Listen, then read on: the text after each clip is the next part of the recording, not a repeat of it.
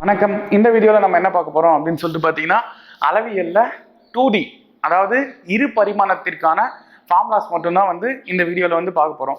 சரிங்களா? ஸோ இரு பரிமாணம் அப்படின்னா என்ன, ஃபஸ்ட்டு அது தெரிஞ்சுக்கணும். இரு பரிமாணம் அப்படின்னா அதில் நீளம் அகலம் சொல்லிட்டு ரெண்டு விஷயம் பேசியிருப்பாங்க. ஓகேங்களா? நீளம் அகலம் அதாவது நம்ம கிராஃப்லேயே பார்த்துருப்போம், எக்ஸ் அச்சு ஒய் அச்சு அப்படின்னு ரெண்டு விஷயம். இது எக்ஸ் அச்சு, இது ஒய் அச்சு. அதாவது கிடைமட்டமாக போறத எக்ஸ் அச்சினோ செங்குத்தா போறத ஒய் அச்சினோ சொல்லியிருப்பாங்க. ஸோ ஏதாவது ரெண்டு அச்சியை பத்தி பேசுறது என்ன அப்படின்னு கேட்டீங்கன்னா என்னது, இரு பரிமாணம். சரிங்களா? ஓகேவா? ஸோ இதுல இந்த செவ்வகம், இந்த போர்டு இருக்கு பாத்தீங்களா, இதுவும் ஒரு இரு பரிமாணத்திற்கு உதாரணம். ஓகேவா? ஏன் சார் அப்படின்னு கேட்டீங்கன்னா, இது நீளம், கீழே வர்றது இது அகலம். ஓகேவா? ஸோ இங்க ஃபார்முலாஸ் என்னென்ன கொடுத்துருக்காங்க அப்படின்னு சொல்லிட்டு ஃபர்ஸ்ட் பார்ப்போம். ஸோ ஃபர்ஸ்ட் ஃபார்முலாவா கொடுத்துருக்கிறது அசமபக்க முக்கோணம். ஸோ முக்கோணம் பொறுத்த வரைக்கும் மூன்று வகையான முக்கோணங்கள் இருக்கு. சரியா? வடிவத்தை பொறுத்து மூன்று வகையா சொல்லலாம். சரியா? அதாவது கோணங்களை பொறுத்து. என்னென்ன கோணம் சார்? ஒரு முக்கோணம் 90 டிகிரிக்கு மேல இருக்கு அப்படின்னா அது பேர் என்ன? விரிகோணம். சரிங்களா? இங்கிலீஷ்ல அப்டியூஸ் ஆங்கிள் அப்படின்னு சொல்லுவாங்க. Obtuse angle. ஸோ 90 டிகிரிக்கு மேல இருந்தா ஓகேவா, அது என்னன்னு சொல்லுவோம்? இந்த விரிகோணத்தை அப்டியூஸ் ஆங்கிள் அப்படின்னு சொல்லிட்டு சொல்லுவோம். ஓகேவா? கரெக்டா 90 டிகிரி இருக்கு சார், கரெக்டா 90 டிகிரி இருந்தா அது பேரு ரைட் ஆங்கிள். சரிங்களா? தமிழ்ல செங்கோணம் அப்படின்னு சொல்லுவோம். சரிங்களா? 90 டிகிரிக்கு கீழே இருக்கு, 90 டிகிரிக்கு குறைவாக இருக்கு அப்படின்னா அது பேரு குறுங்கோணம். சரிங்களா? குறுங்கோணம், அக்யூட் ஆங்கிள், குறுங்கோணம். இது கோணங்களை பொறுத்து முக்கோணத்தின் மூன்று வகைகள். அதே போல பக்கங்களை பொறுத்து முக்கோணத்தை மூன்று வகையாக பிரிக்கலாம். சரியா? பக்கத்தை பொறுத்து மூணு வகையா பிரிக்கலாம். அது என்னென்ன சார் அப்படின்னு கேட்டீங்கன்னா, சமபக்க முக்கோணம். சோ சொல்லும் போதே தெரியுது, சமபக்க முக்கோணத்துல எல்லா பக்கங்களும் சமமாக இருக்கும். ஓகேவா? அதே போல கோணங்கள் பாத்தீங்கன்னா 60 டிகிரின்னு இருக்கும். ஓகேவா? சோ அதே போல நெக்ஸ்ட் என்ன இருக்கும் அப்படின்னு கேட்டீங்கன்னா, இரு சமபக்க முக்கோணம். இரு சமபக்க முக்கோணம் அப்படின்னா என்னன்னா, எதனா ரெண்டு சைடு ஈக்குவலா இருக்கும், ஒரு சைடு வேற நம்பரா இருக்கும். சரியா? அளவு எதனா ரெண்டு சைடு ஈக்குவலா இருக்கும். இன்னொன்னு அசமபக்க முக்கோணம். சோ அசமபக்க முக்கோணம் அப்படின்னா என்னன்னா, மூணு சைடும் ஈக்குவல் இல்லாம இருக்கும். சரியா?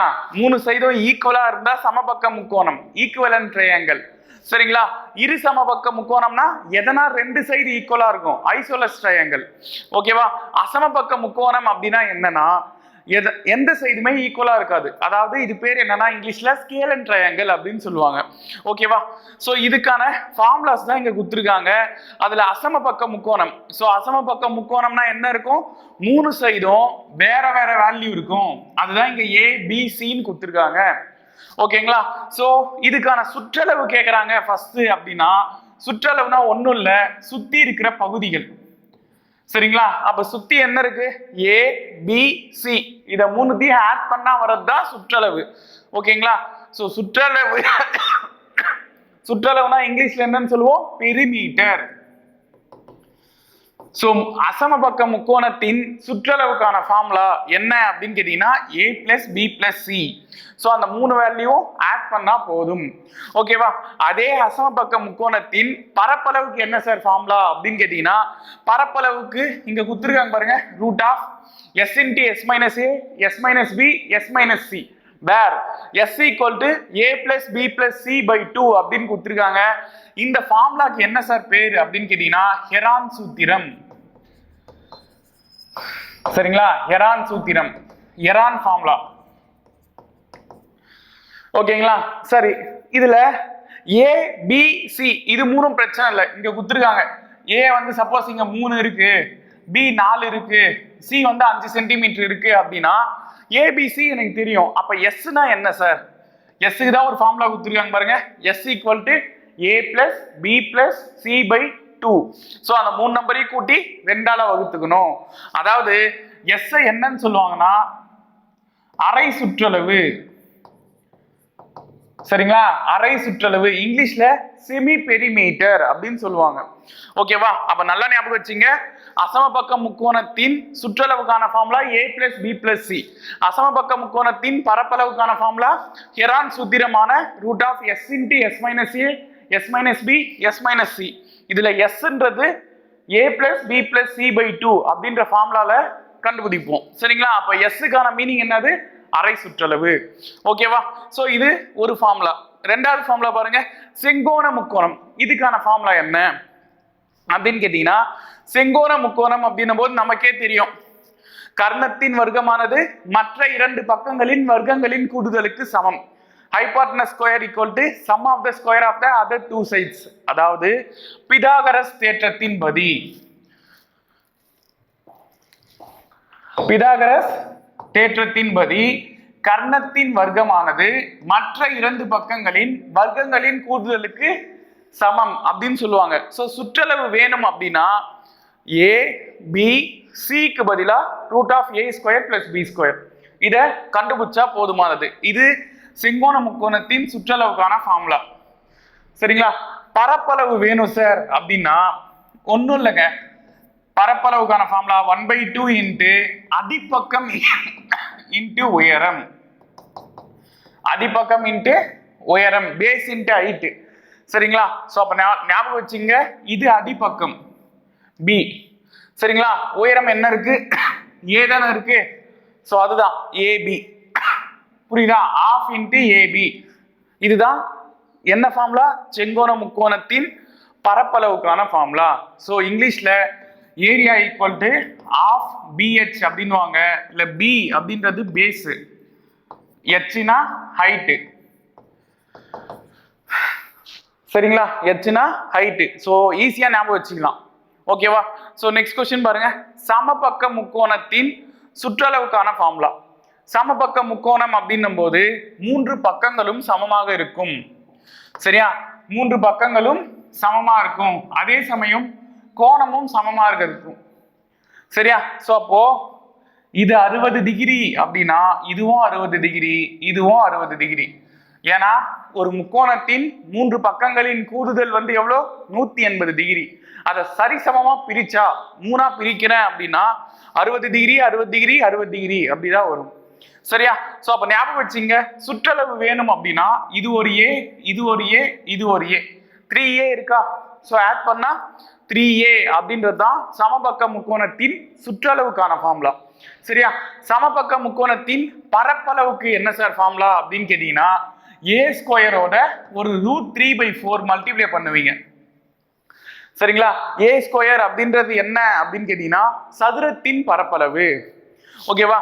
சதுரத்தின் பரப்பளவுக்கான ஃபார்முலா a². அதோட ஒரு √3/4 மல்டிப்ளை பண்ணா வரதுதான் என்னது? சமபக்க முக்கோணத்தின் பரப்பளவு. ஓகேங்களா? சோ நெக்ஸ்ட் क्वेश्चन, நெக்ஸ்ட் என்ன ஃபார்முலா இருக்கு அப்படின்னு பாருங்க. இரு சமபக்க முக்கோணம் அப்படின்னு கொடுத்திருக்காங்க. சரிங்களா? இரு சமபக்க முக்கோணம், ஐசோலஸ் ட்ரையாங்கிள். சோ இரு சமபக்க முக்கோணம் பொறுத்த வரைக்கும் எதனா ரெண்டு சைடு ஈக்குவலா இருக்கும். சரியா? சோ அப்போ 2a இருக்கு, ஒரு இடம் மட்டும் b இருக்கு. ஓகேவா? அப்ப இந்த பிளேஸும் இந்த பிளேஸும் ஈக்குவல், இந்த பிளேஸ் மட்டும் இருக்கு பாத்தியா, இது ஈக்குவல் இல்ல. சரியா? அப்போ மொத்த சுற்றளவுன்னும் போது இது ஒரு a, இது ஒரு a, 2a. ஓகேவா? 2a + b, அதுதான் சுற்றளவுக்கான ஃபார்முலா. சிம்பிளா ஞாபகம் வச்சுங்க, சுற்றளவுனா ஒன்றும் இல்லை, சுத்தி இருக்கிற பகுதிகளை ஆட் பண்ணிக்கணும். சரியா? அப்ப இங்க 3 இருக்குன்னா இங்கேயும் 3 தான் இருக்கும், இங்க 4 இருக்கு. சரியா? சோ எதனா ரெண்டு இடம் வந்து ஈக்குவலா இருக்கணும், அதுதான் இரு சமபக்க முக்கோணம். அப்படி இருக்கும்போது 3 கூட்டினா 6, 6 4 கூட்டினா 10. சோ அதுதான் இங்க சுற்றளவுக்கான ஆன்சரா இருக்கும். ஓகேவா? இதே இரு சமபக்க முக்கோணத்தின் பரப்பளவுக்கான ஃபார்முலா என்ன அப்படின்னு கேட்டீங்கன்னா 6/4 √4a² - b² அப்படின்னு சொல்லலாம். இது பெரும்பாலும் நம்ம புக்லயும் இல்ல, கொஸ்டின்லயும் கேட்கறது இல்லை. இருந்தாலும் நம்ம ஃபார்முலாவா தெரிஞ்சு வச்சுக்குவோம். பெரும்பாலும் நம்மளுக்கு இரு சமபக்க முக்கோணத்துல கொஸ்டின் கொடுத்தாலும் அது நீங்க செங்கோண முக்கோணம் பார்த்தோம் பாத்தீங்களா, ½ bhன்னு அந்த ஃபார்முலால போட்டாலே ஆன்சர் வரும். ஓகேங்களா? சோ நெக்ஸ்ட் அடுத்த இதுக்கு வந்தாச்சு. அடுத்த டாபிக் என்ன அப்படின்னு பாத்தீங்கன்னா முக்கோணம் முடிஞ்சது, வட்டம். சரியா? ஸோ 2Dயை பொறுத்த வரைக்கும், அதாவது இரு பரிமாணம் பொறுத்த வரைக்கும் ஒரு வட்டம் அது ஒரு கான்செப்ட். சரியா? அதே சமயம் முக்கோணம் அது ஒரு கான்செப்ட். மீதி இருக்கு பாத்தியா, சதுரம், செவ்வகம், நாற்கரம், இணைகரம், சரிவகம், சாய் சதுரம், இது எல்லாமே ஒரு கான்செப்ட். நாற் சதுர வடிவங்கள் அப்படின்னு சொல்லிட்டு அதை சொல்லுவாங்க. சரியா? ஸோ இங்க வட்டம் அப்படின்னா என்ன அப்படின்னு சொல்லிட்டு ஃபர்ஸ்ட் தெரியணும். ஸோ வட்டம் அப்படின்னும் போது இதுல மையம் இருக்கும். சரிங்களா? ஸோ மையத்தின் வழியாக இது வரைக்கும் இருக்குது நம்ம என்னன்னு சொல்லுவோம், அந்த வட்ட பருதிக்கு என்னன்னு பேரு, ஆறு அப்படின்னு சொல்லுவோம், ஆரம். சரிங்களா? அப்ப நல்லா புரிஞ்சுங்க, மையத்தின் வழியாக அந்த வட்டத்தை தொடுற ஒரு கோடு வந்து என்னது, ஆரம். இதே 2 ஆறு இருக்கு சார், ஓகேவா, இது ஒரு ஆறு, இது ஒரு ஆறு, 2 ஆறு இருக்கு அப்படின்னா அது பேரு விட்டம். ஓகேவா? நல்லா புரிஞ்சுங்க. சோ இந்த முனையில இருந்து இந்த முனை வரைக்கும் இது பேரு விட்டம். ஓகேவா? அதே போல சார் இந்த முனை மட்டும் போனோமா, இப்படி போகிறாரா, இப்படி போனா கூட அது பேர் விட்டம் தான்பா. ரொம்ப முக்கியமான விஷயம் என்னன்னா, விட்டம்னா ஒண்ணும் இல்ல, வட்டத்தின் ஏதேனும் 2 புள்ளிகளுக்கு இடைப்பட்ட தொலைவு. சரியா? வட்டம்ன்றது என்னது, ஏதேனும் 2 புள்ளிகளுக்கு இடைப்பட்ட தொலைவு ஒரு வட்டத்துல. ஆனா பிரச்சனை என்னன்னா, அது சென்ட்ரு வையா தான் போகணும். சரியா? அது சென்ட்ரு வையா போனாதான் அது பேர் விட்டம். சார் சப்போஸ் சென்ட்ரு வையா போல, சரியா, சென்ட்ரு வையா போகாம இங்க இருந்து இது வரைக்கும் போகுது, இதுவும் வட்டத்துல ஏதேனும் 2 புள்ளிகளுக்கு இடைப்பட்ட தொலைவு தான். சரியா? ஆனா சென்ட்ரு வையா போல அப்படின்னா அது பேர் நான், இங்கிலீஷ்ல கார்ட் அப்படின்னு சொல்லுவாங்க. நல்லா புரிஞ்சுங்க, ஒரு வட்டத்துல ஏதேனும் 2 புள்ளிகளுக்கு இடைப்பட்ட தொலைவு வந்து என்னது, விட்டம் சொல்லுவோம். மையத்தின் வழியாக போனா அது பேர் விட்டம், மையத்தின் வழியாக போல அப்படின்னா அது பேர் நான், கார்டு அப்படின்னு சொல்லுவோம். ஓகேவா? சோ இந்த கொஸ்டின்ல இங்க ஒரு சின்ன சின்ன ஃபார்முலாஸ். சரியா? 2πr அப்படின்றது வட்டத்தின் சுற்றளவுக்கான ஃபார்முலா, இது தெரிஞ்சதுதான். சரிங்களா? வட்டத்தின் சுற்றளவுக்கான ஃபார்முலா. அதே போல πr² அப்படின்றது வட்டத்தின் பரப்பளவுக்கான ஃபார்முலா. இங்க r அப்படின்றது என்னது, ஆரம். ஓகேவா? கொஸ்டின்லயே கொடுத்துருப்பாங்க. சப்போஸ் சார் d கொடுக்குறாங்க, அதாவது விட்டத்தை கொடுக்குறாங்கன்னா விட்டத்துல பாதி தான் ஆரம். சரிங்களா? d கொடுக்குறாங்க அப்படின்னா என்ன பண்ணுவீங்க பாருங்க, எனக்கு r = d/2 இப்படின்னு சொல்லலாம். சரிங்களா? நல்லா புரிஞ்சுங்க, ஆரம் அப்படின்றது விட்டத்துல பாதி. சரியா? நம்ம பார்த்தோம்ல, இது வரைக்கும் ஆறுபா, இங்க இருந்து இது வரைக்கும் வந்துச்சுன்னா அது பேர் விட்டம். சோ ஒரு விட்டத்துல 2 ஆரம் இருக்கும், அப்படி ஞாபகம் வச்சுங்க. ஓகேங்களா? சோ இதுல நெக்ஸ்ட் என்ன கொடுத்துருக்காங்க அப்படின்னு சொல்லிட்டு பாத்தீங்கன்னா வட்ட வில். ஓகேவா? ரொம்ப முக்கியமானது.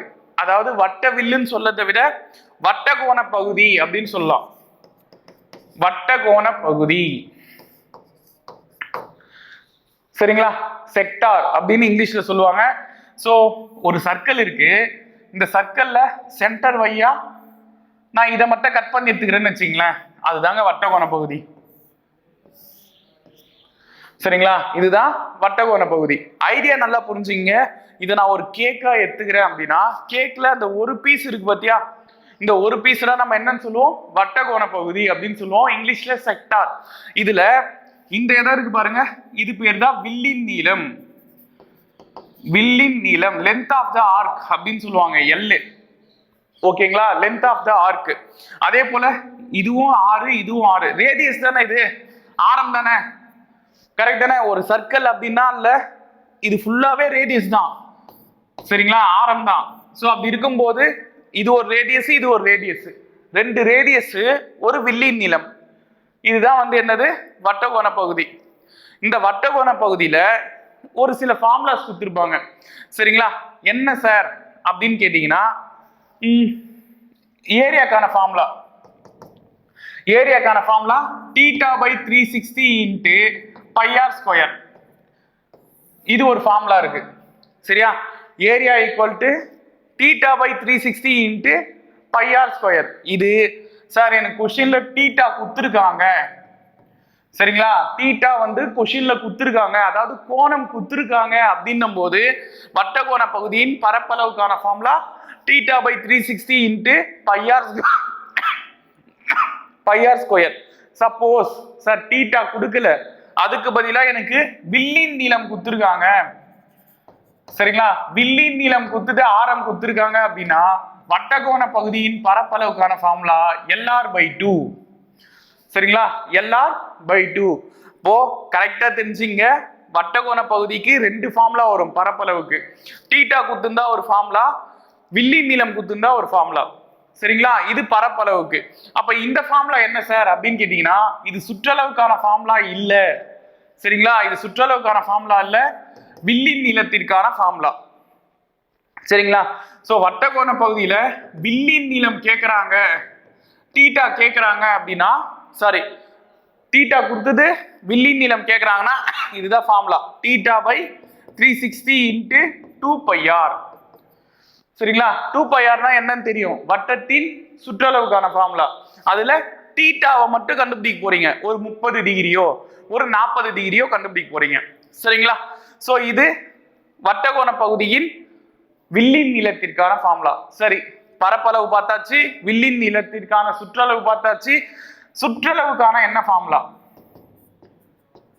சரியா? பார்ப்பா, பரப்பளவு பார்த்தாச்சு. சரியா?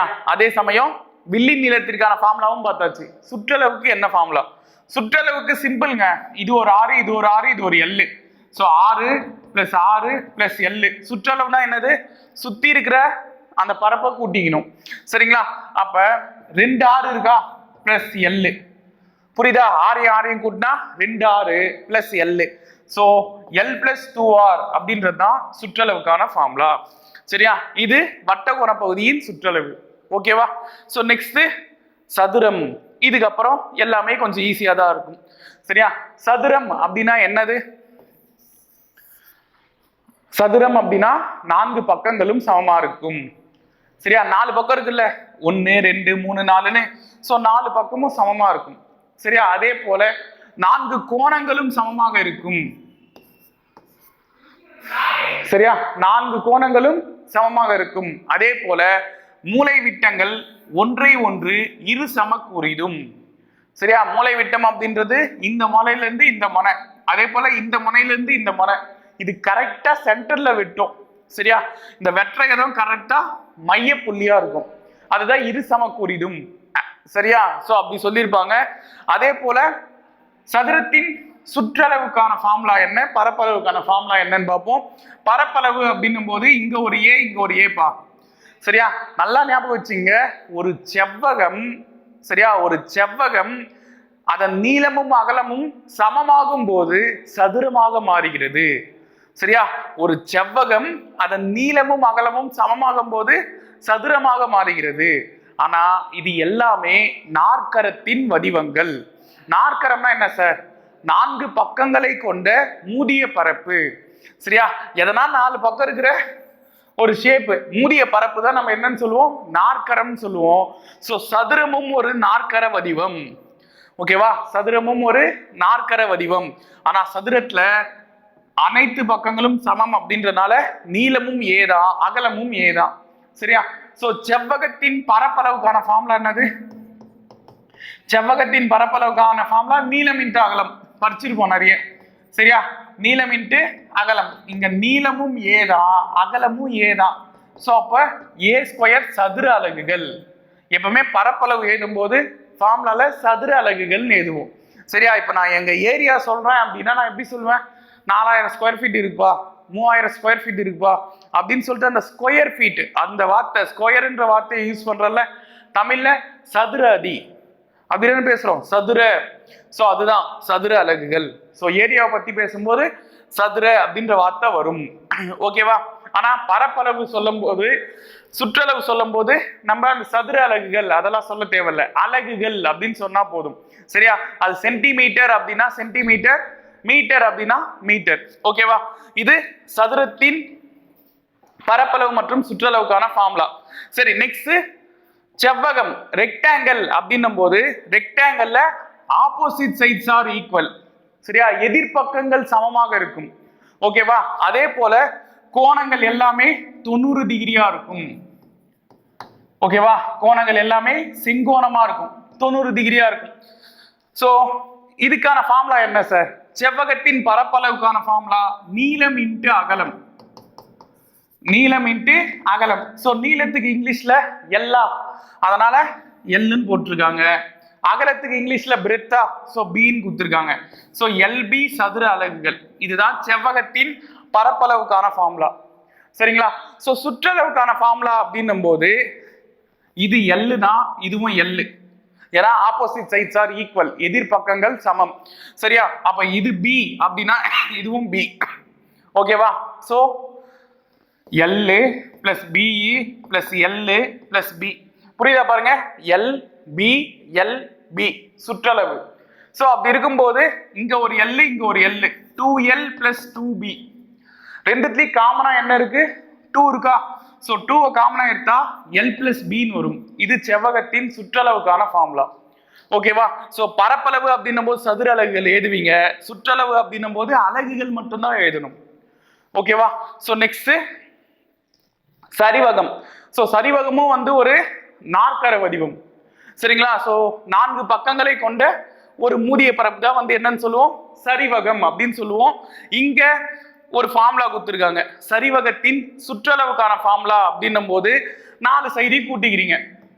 சரிங்களா? இந்த 4 சைடையும் ஆட் பண்ணா நம்மளுக்கு என்ன வந்துடும்? சுற்றளவு வந்துடும். A plus B plus C plus டின்னு. ஓகேங்களா?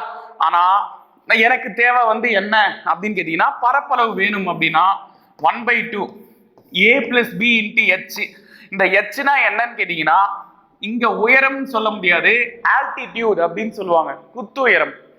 ஓகேவா? குத்து உயரம் அப்படின்னு சொல்லலாம். சரி, இங்க ஏவும் பியும் என்ன சார் அப்படின்னு கேட்டீங்கன்னா, A, B ஆர் இணை பக்கங்கள். இணை பக்கங்கள் parallel sides அப்படின்னு சொல்லுவாங்க. ஓகேங்களா? ஏவும் பியும் parallel sides அப்படின்னு சொல்லுவாங்க. அதாவது இந்த இடமும் இந்த இடமும், இது பி இது ஏ. ஓகேவா? So next இணைகரம். இணைகரம் அப்படின்னும் போது செவ்வகம் வந்து கொஞ்சம் சாஞ்சி வந்திருந்தா அது பேரு இணைகரம் அப்படின்னு சொல்லலாம், parallelogram. ஓகேவா? இதுலயும் இது H இல்ல, குத்து உயரம். ஓகேவா? ஆல்டிடியூட் அப்படின்னு சொல்லுவாங்க. நம்ம ஃபார்முலா பிரகாரம் இங்க H போட்டுக்கிறோம். ஆனா ஆக்சுவலா ஒரு இணைகரமானது 2 செங்கோண முக்கோணங்களை கொண்டிருக்கும். சரியா? நல்லா புரிஞ்சுங்க. ஒரு இணைகரம் 2 செங்கோண முக்கோணத்தை கொண்டு இருக்கும். சோ ஒரு செங்கோண முக்கோணத்துக்கான ஃபார்முலா half BH. சரியா? சோ இது ஒரு half BH, இது ஒரு half BH, 2 half BH இருக்கா? சரிங்களா? So 1/2 BH. புரியுதா? இந்த முக்கோணத்துக்கு ஒரு half BH, இங்க மேல இருக்கிற முக்கோணத்துக்கு ஒரு half BH. சோ 2 முக்கோணம் இருக்கு. இங்க half ஆட் பண்ணா 1ன்னு வந்துரும். So BH. கரெக்ட் தானே? இது ஒரு அரை BH, இது ஒரு அரை BH, ஆட் பண்ணா ஒரு BH. இதுதான் BH சதுர அலகுகள் அப்படின்னு சொல்லிட்டு இணைகரத்தின் பரப்பளவை கொடுத்துருக்காங்க. ஓகேவா? இணைகரத்தின் சுற்றளவு அப்படின்னும் போது நான் ஏற்கனவே சொன்னதான், இணைகரம் அப்படின்றது செவ்வகம் கொஞ்சம் சாஞ்சி வருது. செவ்வகத்தின் சுற்றளவுக்கு என்ன ஃபார்முலா? 2 × A + B தானே? அதே ஃபார்முலா தான் இங்கேயும் வரும். சரியா? அங்க நம்ம என்ன போட்டோம்? 2 × L + B போட்டோம், நீளம் அகலம்னு பேர் வச்சு. சரிங்களா? இங்க அவங்க AB அப்படின்னு பேர் வச்சனால 2 × A + B அப்படின்னு கொடுத்துருக்காங்க. ஓகேவா? நெக்ஸ்ட் சாய் சதுரம். சாய் சதுரம் அப்படின்றது இன்னொரு பேர்லயே சொல்லுவாங்க பட்டம் அப்படின்னு. சோ ரோம்பஸ் அப்படின்னு இங்கிலீஷ்ல கொடுத்துருப்பாங்க, இல்லனா கைட். சரிங்களா? தமிழ்ல பட்டம் அப்படின்னு சொல்லலாம். சோ பட்டம் அப்படின்றது இப்படி வரைகிறேன்னு வச்சுங்களேன், இதே ரோம்பஸ் நானு இந்த ஷேப்ல வரைகிறேன்னா இது பட்டம் தானே? ஓகேவா? இங்க பட்டம் அப்படின்னா ஒன்றும் இல்லை, ரோம்பஸ்னா சதுரம் கொஞ்சம் சாஞ்சி வந்துச்சுன்னா அது பேரு சாய் சதுரம். அதுலயே மீனிங் இருக்கு பாருங்க, சாய் சதுரம். சதுரம் வந்து கொஞ்சம் சாஞ்சி வரணும், 90 டிகிரியில இருந்தா அது சதுரம், கொஞ்சம் சாஞ்சி வந்துச்சுன்னா அது சாய் சதுரம். ஓகேவா? இங்கேயும் அனைத்து கோணங்களும் சமமாக இருக்கும், அதே போல அனைத்து பக்கமும் சமமா இருக்கும். சரியா?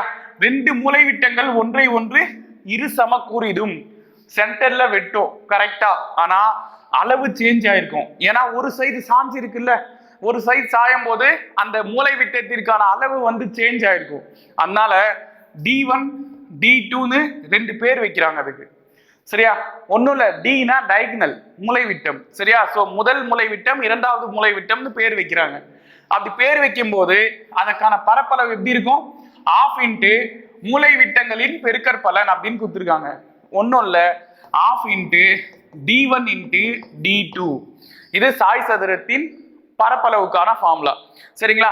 சோ சாய் சதுரத்தின் சுற்றளவு அப்படின்னும் போது நான் சொன்னேன்ல, சதுரத்தோட சாஞ்ச வடிவம் தான் வந்து சாய் சதுரம். அப்போ சதுரத்துல இருக்கிற மாதிரி இங்கேயும் 4 பக்கங்களும் சமமா இருக்கும்.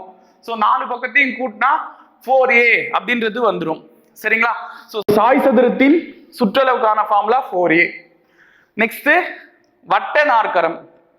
சோ ஒரு வட்டத்திற்குள்ள ஒரு நாற்கர வடிவம் இருக்கும். இதெல்லாம் நம்ம 9th 10th ஜாமெண்ட்ரியில போட்டிருப்போம். சரிங்களா? வட்ட நாற்கரம் அப்படின்னு. சோ வட்ட நாற்கரம் பொறுத்த வரைக்கும் சேம் நம்ம ஹெரான் சூத்திரம் அப்படின்னு ஒண்ணு பார்த்தோம். Root of S into S minus A S minus B S minus C. இதுல எஸ் என்பது அரை சுற்றளவு அப்படின்னு சொல்லியிருப்பேன். சேம் அதே கான்செப்ட் தான். இங்க 4 புள்ளிகள் இருக்கு, அதாவது 4 முனைகள் 4 வெட்டிகள் இருக்கு அப்படின்றனால நம்ம என்னன்னு சொல்றோம்? டி அப்படின்ற ஒரு கான்செப்டை எக்ஸ்ட்ரா ஆக்கியிருக்கோம். சரிங்களா? சோ சேம் அதே ஃபார்முலா தான். சுற்றளவு அப்படின்னும் போது 4 பக்கத்தையும் கூட்டிக்கிறீங்க. இது சுற்றளவுக்கான ஃபார்முலா. ஓகேவா? நெக்ஸ்ட் லாஸ்ட் ஒன் வளையம், ரிங்கு. சோ ரிங்கை பொறுத்த வரைக்கும் 2π r பிளஸ் ஸ்மால் ஆர். சரிங்களா? இது ஸ்மால் ஆர், அதாவது